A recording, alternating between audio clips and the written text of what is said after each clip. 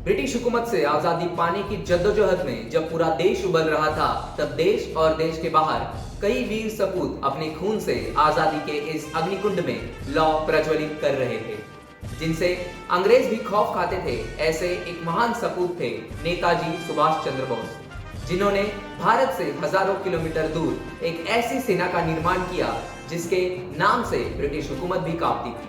नेताजी के नेतृत्व में आजाद हिंद फौज ने अपनी बहादुरी से न केवल गोरी सेना को कई मोर्चों पे हराया, बल्कि भारत के एक बड़े भूभाग को आजाद भी किया।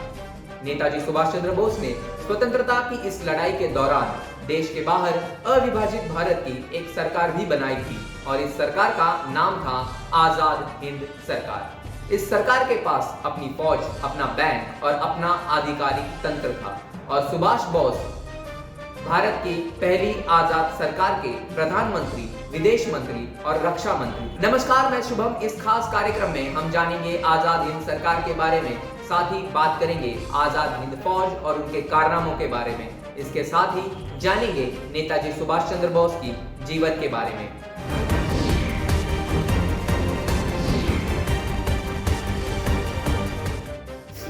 इतिहास की वो शख्सियत जिनके बारे में अक्सर अधूरी बात की जाती है, जिसके जय हिंद के नारे की गूंज आज भी हर जुबां पर है, जिन्होंने अंग्रेजों से लोहा लेने वाली आजाद हिंद फौज की कमान संभाली थी, वो है देश के महान क्रांतिकारी नेताजी सुभाष चंद्र बोस। नेताजी ने हमेशा यही कहा, दुनिया में सबसे बड़ा अपराध अन्याय सहन करना और गलत के साथ समझौता करना है। उन्होंने राष्ट्रवाद को मानव जाति के उच्चतम आदर्शों सत्यम शिवम सुंदरम से प्रेरित बताया। नेताजी ने देश को स्वतंत्रता दी नहीं जाती, ली जाती है और तुम मुझे खून दो, मैं तुम्हें आजादी दूंगा जैसे जोशीले नारे भी दिए। देशभक्तों के देशभक्त नेताजी सुभाष चंद्र बोस की 124वीं जयंती पर आज उन्हें हम नमन करते हैं। इस मौके पर उन्हें आज देश भर में याद किया गया। नेताजी सुभाष चंद्र बोस यानी गुलाम भारत की एक ऐसी शख्सियत जिन्होंने न सिर्फ देश के अंदर बल्कि देश के बाहर भी आज़ादी की लड़ाई लड़ी। राष्ट्रीय आंदोलन में नेताजी का योगदान कलम चलाने से लेकर आज़ाद हिंद फौज का नेतृत्व कर अंग्रेज़ों से लोहा लेने तक रहा है। नेताजी सुभाष चंद्र बोस ने अपने कॉलेज के दिनों में ही बंगाल में क्रांति की वो मशाल जलाई जिसने भारत में आज़ादी की लड़ाई को एक धार दे दी। नेताजी सुभाष चंद्र अंग्रेज की हुकूमत के खिलाफ वो आवाज़ थी जिसने राष्ट्रीय आंदोलन को एक नई धार दी। आईसीएस की नौकरी छोड़कर लंदन से भारत लौटने के बाद नेताजी की मुलाकात देशबंधु चित्तरंजन दास से हुई। उन दिनों चित्तरंजन दास ने फॉरवर्ड नामक एक अंग्रेजी अखबार शुरू किया था। अंग्रेजों के जुल्म सितम के खिलाफ मुहिम छेड़ दी थी। नेताजी सुभाष चंद्र से मिलने के बाद चित्तरंजन दास ने उन्हें फॉरवर्ड अखबार का संपादक बना दिया। नेताजी उस अखबार में ब्रिटिश साम्राज्य के खिलाफ जोर शोर से लिखकर अंग्रेजी हुकूमत के खिलाफ माहौल तैयार कर रहे थे। कलम से शुरू की गई इस मुहिम की वजह से नेताजी को साल 1921 में 6 महीने की जेल भी हुई थी। नेताजी ने साल 1928 में कलकत्ता की सड़कों पर सेना की वर्दी में 2000 भारतीय युवकों के साथ परेड कर ब्रिटिश खेमे को हिलाकर रख दिया था।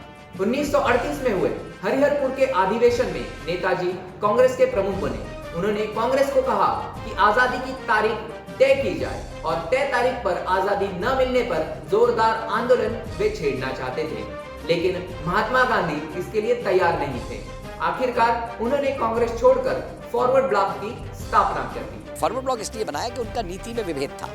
वो अंग्रेजों से संघर्ष चाहते थे, संघर्ष होकर के इन तरीकों को बदलना चाहते थे जिन तरीकों को कांग्रेस ने अपनाया हुआ था। और वो मतभेद त्रिपुरी के बाद से उत्पन्न हो गए थे, जबकि नेताजी चुन करके त्रिपुरी में इतनी वोट से जीत के आते हैं, पट्टाभी सीताराम को हरा करके, इसको गांधी जी अपनी हार मानते हैं और फिर नेताजी कांग्रेस का अध्यक्ष का पद छोड़ते हैं। तो उसके बाद से ही बात चलती है, तो वो बार बार गांधी को ये कह रहे हैं कि मौका है, आंदोलन छोड़िए। लेकिन कुछ बंगाल को लेकर के मतभेद है। वो बंगाल में सरकार बनाना चाहते थे प्रजाकृषक पार्टी से मिलकर, जिससे मुस्लिम लीग को बाहर रखा जा सके। पहले गांधी ने उसकी इजाज़त भी दे दी, बाद में गांधी ने मना कर दिया और वो सरकार नहीं बनी वहाँ पे। अगर वो सरकार उस समय बन जाती, और नेताजी ने उसी समय ये कहा था कि ये बंगाल के लिए सुसाइड है, अगर वो सरकार उस समय बन जाती तो शायद बंगाल का विभाजन इस तरीके से नहीं होता। क्रांतिकारी रास बिहारी बोस से प्रभावित होकर नेताजी ने लड़ाई के लिए विदेश से मदद जुटाने की ठान ली। कलकत्ता में पुलिस की नज़रबंदी से चकमा देकर सुभाष बाबू काबुल के रास्ते जर्मनी पहुंचे, जहां वे हिटलर से मिले। नेताजी का यह विश्वास था कि भारत की आज़ादी तभी संभव है जब ब्रिटेन पर विश्व युद्ध के वक्त ही निशाना साधा जाए। इसी कड़ी में उन्होंने इटली और जर्मनी में कैद भारत के युद्धबंदियों को आज़ाद करवाकर एक मुक्ति सेना भी बनवाई थी। नेताजी ने 21 अक्टूबर 1943 को वो कारनामा कर दिखाया जिसे अब तक किसी ने नहीं सोचा था। आजादी से पहले ही सिंगापुर में आजाद हिंद सरकार की स्थापना की। नेताजी के इस सरकार के जरिए अंग्रेजों को साफ कर दिया था कि अब भारत में उनकी सरकार का कोई अस्तित्व नहीं है और भारतवासी उनकी खुद की सरकार चलाने में पूरी तरह सक्षम है। देखिए, बेसिक इशू ये था कि जब ये आज़ाद हिंद फौज बनी और जापानीज फोर्सेस के साथ मिलकर के इन्होंने हिंदुस्तान की आज़ादी की मुहिम चलाई, तो उस वक्त सवाल था कि इस आज़ादी में किसको श्रेय मिलेगा। तो नेताजी ने एक गठन किया आज़ाद हिंद हुकूमत का। जापान ने 23 अक्टूबर 1943 को आज़ाद हिंद सरकार को मान्यता दी। जापान ने अंडमान निकोबार द्वीप आज़ाद सरकार को दे दिए। उनका स्वराज और शहीद ऐसे नए नाम भी दिए गए। सुभाष चंद्र बोस भारत के पहली सरकार के प्रधानमंत्री, विदेश मंत्री और रक्षा मंत्री थे। वित्त विभाग MC चटर्जी को, प्रचार विभाग अय्यर को और महिला संगठन लक्ष्मी स्वामीनाथन को सौंपा गया। आज़ाद हिंद सरकार को कई देशों की सरकार ने मान्यता दी थी, जिसमें जर्मनी, जापान और फिलीपाइंस जैसे देश शामिल थे। आज़ाद हिंद सरकार ने कई देशों से अपने दूतावास भी खोले थे। इस सरकार का अपना बैंक था, अपनी मुद्रा थी, अपना डाक टिकट था, अपना गुप्तचर तंत्र था। नेताजी ने देश के बाहर रहकर सीमित संसाधनों के साथ शक्तिशाली साम्राज्य के खिलाफ व्यापक तंत्र विकसित किया। नेताजी ने बैंक और स्वाधीनता भारत के लिए अपनी मुद्रा यानी करेंसी के निर्माण के आदेश दिए। आज़ाद बैंक ने 10 रुपए के सिक्के से लेकर 1 लाख का नोट तक जारी किए। उस नोट पर सुभाष बाबू की तस्वीर छपी थी। उन्होंने जापान और जर्मनी की मदद से ही नोट छापने का इंतजाम भी किया था। जर्मनी ने आज़ाद हिंद सरकार के कई डाक टिकट जारी किए थे। आज़ाद हिंद सरकार एक अभूतपूर्व उदाहरण है। नेताजी ने अंग्रेजी हुकूमत यानी ऐसी सरकार के खिलाफ लोगों को एकजुट किया जिसका सूरज कभी नहीं ढलता था। इस सरकार ने राष्ट्रीय ध्वज के रूप में तिरंगा, रविंद्रनाथ टैगोर रचित जनगण मन को राष्ट्रगान बनाया। अभिवादन के लिए जय हिंद का प्रयोग करने की परंपरा भी शुरू की गई।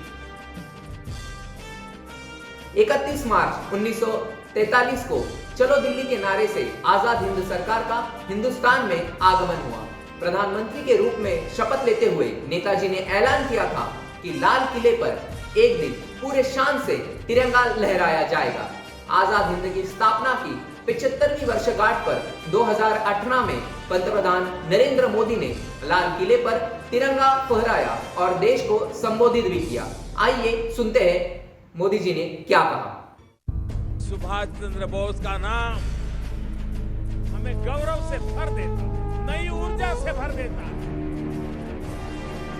नेताजी ने एक ऐसी सरकार के विरुद्ध लोगों को एकजुट किया जिसका सूरज कभी अस्त नहीं होता। जय हिंद। अगर नेताजी की खुद की लेखनी पढ़े तो हमें ज्ञात होता है कि वीरता के शीर्ष पर पहुंचने की नींव कैसे उनके बचपन में ही पड़ गई थी। 1912 के आसपास उन्होंने अपनी मां को जो चिट्ठी लिखी थी, वो चिट्ठी इस बात की गवाह है कि सुभाष बाबू के मन में गुलाम भारत की स्थिति को लेकर कितनी वेदना थी, कितनी बेचैनी थी, कितना दर्द था। अपने भीतर की इस तीव्र उत्कंठा ने किशोर सुभाष बाबू को नेताजी सुभाष बना दिया। आज नेताजी के जन्म दिवस पर VIP राष्ट्र सह्याद्री की टीम से उन्हें शतशः नमन। वक्त हो गया यहीं रुकने का। अगली बार फिर मिलेंगे एक नई कहानी के साथ, एक नए अभिमान के साथ। तब तक के लिए देखते रहिए राष्ट्र सह्याद्री। जय हिंद।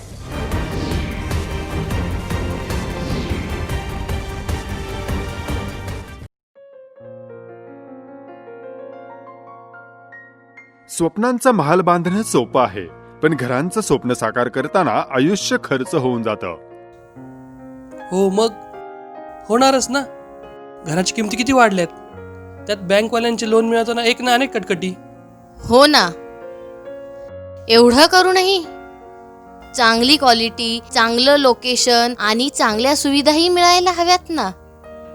तर मग या सगळ्या चिंता सोडा आणि आजच भेट द्या वेस्टर्न ग्रुपच्या द वेस्टर्न सिटी या भव्य रो हाऊस गृह प्रकल्पाला.